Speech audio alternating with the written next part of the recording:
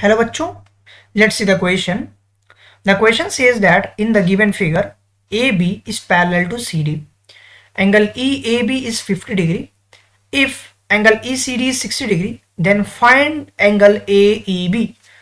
So let's write the key concept. The first thing is my key concept. So basically key concept हमारा क्या होगा, अगर दो line parallels हैं, just like यहाँ पे एग्जांपल में क्वेश्चंस में AB CD के पैरेलल है.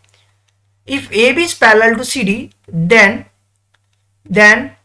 alternate angles exist.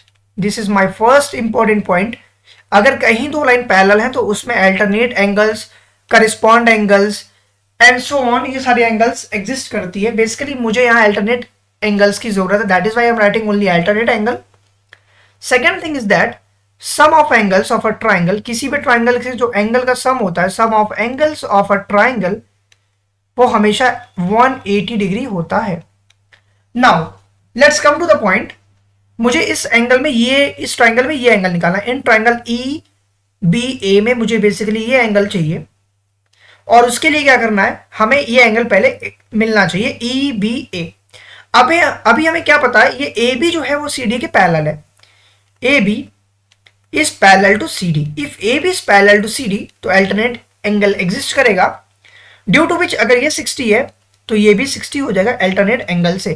तो I write it in here, angle EBA is also is equal to 60 degree is equal to किसके बराबर है, ये basically DCE के बराबर है. Why? Because alternate angle it is possible. अब हमें ये मिल गया 60.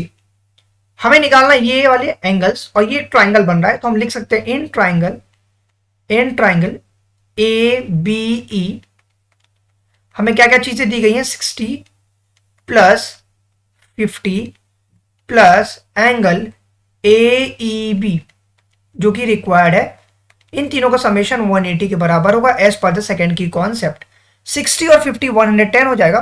तो हम राइटिंग ए ई बी जो होगा दैट इज 180 माइनस 6 और 5 11, that is 11 and 1 0, that is 110. Simple form में 110 बोलेंगे. 60 और 50 110. नाउ अगर मैं इसको सॉल्व करता हूं तो मुझे ए ई बी की वैल्यू मिलेगी 110 को अगर माइनस करता हूं दैट विल बिकम 70 डिग्री. ये हमारा रिक्वायर्ड आंसर होगा. तो ए ई बी की जो वैल्यू आई मेरे पास that is 70 degree. I hope this is clear to you all. Thank you very much for watching this video.